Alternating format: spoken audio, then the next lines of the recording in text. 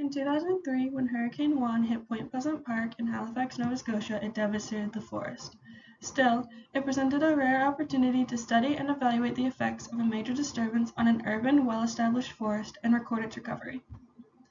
Originally, Point Pleasant Park forests were, and to an extent still are, a combination of hardwood and softwood forests, with most of the hardwood species, including red maple and white birch, on the outskirts of the forest, and the softwoods, most commonly white pine, making up the rest of the forest. Being a significant landmark in Halifax, Point Pleasant Park is very significant to the community and city as a whole. Point Pleasant Park is particularly important to the Mi'kmaq Nation. Historically, the location of Point Pleasant Park was called the Place of Spirits, where Mi'kmaq from all over would come and gather 7 days after the first full moon of spring. This area was, and still is, a place of significant importance both spiritually and culturally to the Mi'kmaq Nation. The focus of this evaluation was to monitor the Point Pleasant Park forest recovery using the change in the overall forest community using total density, changes to dominant species using diameter at breast height, and the change in community metric using species richness.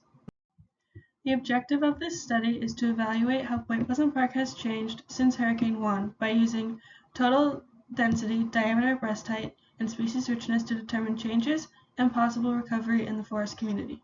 We wanted to reject the null hypothesis listed here. In 2004, study sites were established in the park areas that experienced the greatest hurricane disturbance in the forest structure, which can be seen in Figure 2. There are 6 study sites in total, each measuring 20 by 20 meters. Measurements in each replication site were performed annually with the exception of 2005, 2007, and 2020. Every living tree which measured greater or equal to 2.5 centimeters in diameter at breast height was identified and measured. The breast height used in the study to measure diameter at breast height was 4.5 meters off the ground. A meter stick was used to mark this height, while a measuring tape was used to measure the diameter at that height. Various statistical tests were completed to analyze the data from the park, including the datasets from all preceding years in the study, which commenced in 2004. Figures such as total density, species richness, Purlieu's evenness, and Shannon diversity were calculated in each study spot annually, as well as the density of the 2 dominant species, the red maple and the red spruce. All values calculated from all 20 datasets were plotted against time, and regression analyses were completed to test the data's variance compared to the trend line.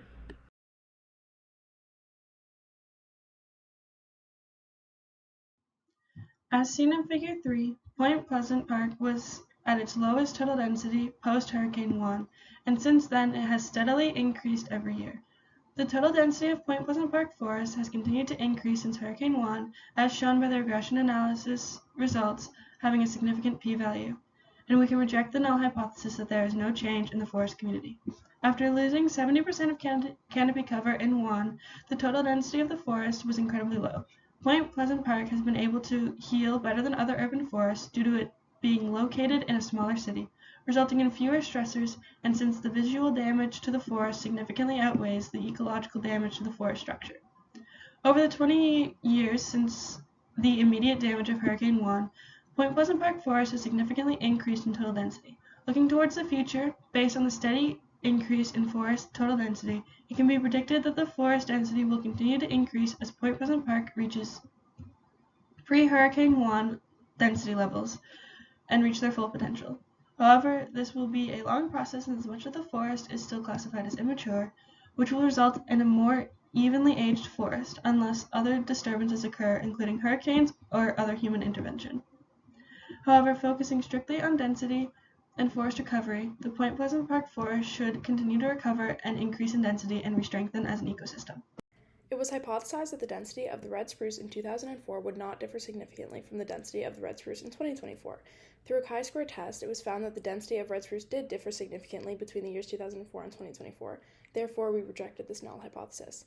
As seen in Figure 4, the density of the red spruce per replication site follows a positive trend, such that as the years following the hurricane pass, the red spruce density increases. This being said, the R-squared value was found to be insignificant. Similarly, it was hypothesized that the total density of red maple in 2004 would not differ significantly from the total density in 2024.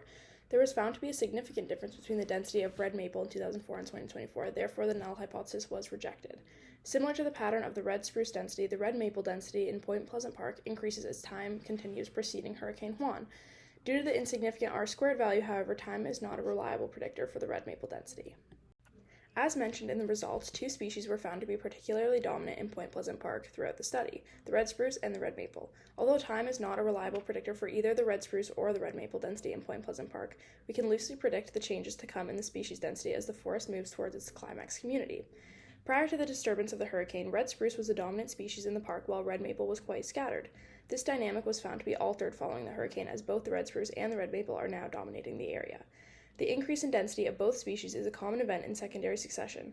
Following a disturbance, native species tend to increase in density as they begin to fill the newly freed niche. As the canopy was opened by the hurricane, it is possible that any existing red maple seedlings were capable of thriving in the early stages of secondary succession, causing their density to increase. In the future, it is likely these 2 species will continue to increase towards their carrying capacity. This being said, the intensity of competition often increases as time increases in secondary succession events as more of the environment becomes filled. It is likely that the red spruce will increase in density past the density of the red maple, as it was a dominant species before the hurricane, and therefore likely has some sort of advantage over the red maple.